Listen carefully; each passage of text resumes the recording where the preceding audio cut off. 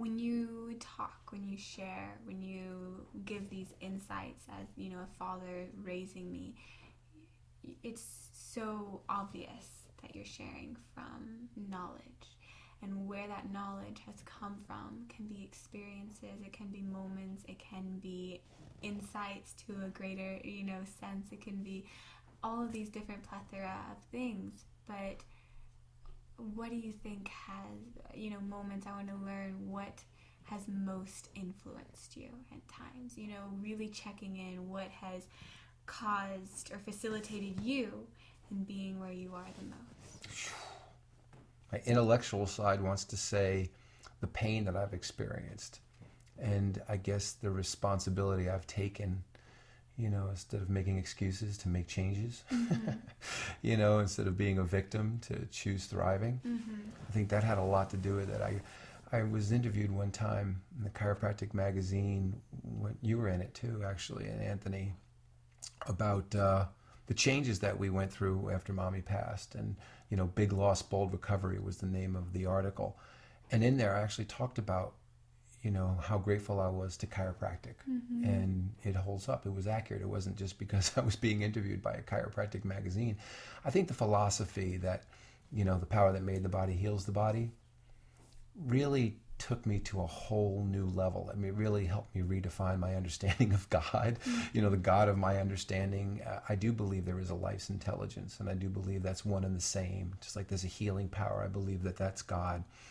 And it allowed me to take events that may not have been favorable, things that I've ever wanted, but being able to embrace them most lovingly or respectfully, or to sanctify them, or to say that there really is a message, there really is a purpose. And even if there isn't a purpose, even if that is a story, well, I'm going to create the best story there can possibly be, and allow myself to be creative in that way. And I'd rather go down in creating a story that ends up proving itself to be incorrect than not making any connections whatsoever and reproducing the same mistakes over and over again. So I am definitely a storyteller, and I like to push myself to making better and better stories. Now, whether or not I'm successful in that, film at 11, right? But I don't know, I guess you're maybe a product. I guess my life might be a product. I guess other people would say, give yourself a break, but I don't give myself much of a break.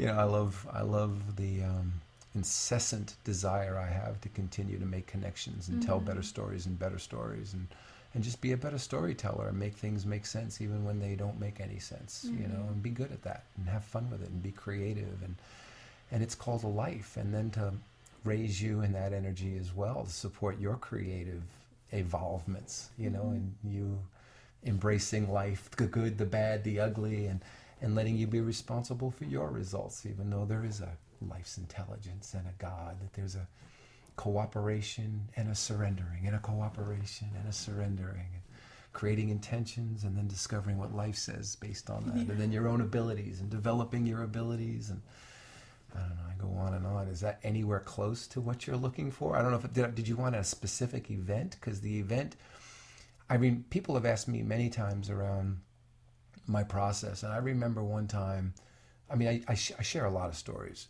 but one significant story was I was just at this talk.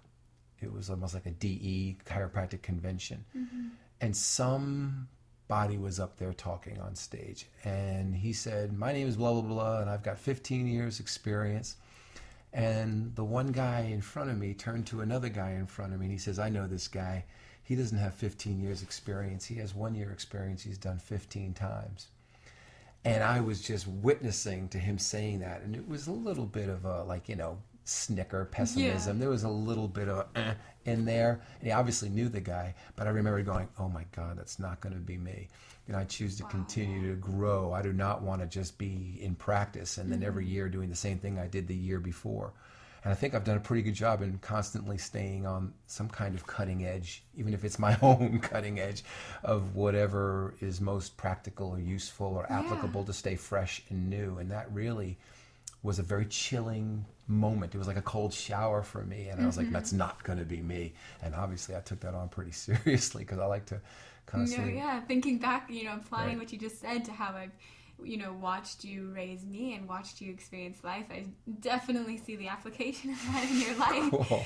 Very Awesome. much so. So yeah, that's wonderful. Cool. Yeah, it was like, I forget the year. I'm thinking it was before I even met your mother, actually. So it's fascinating. So it had to be like, I don't know, 91, 1991-ish. Great. I was a student at life.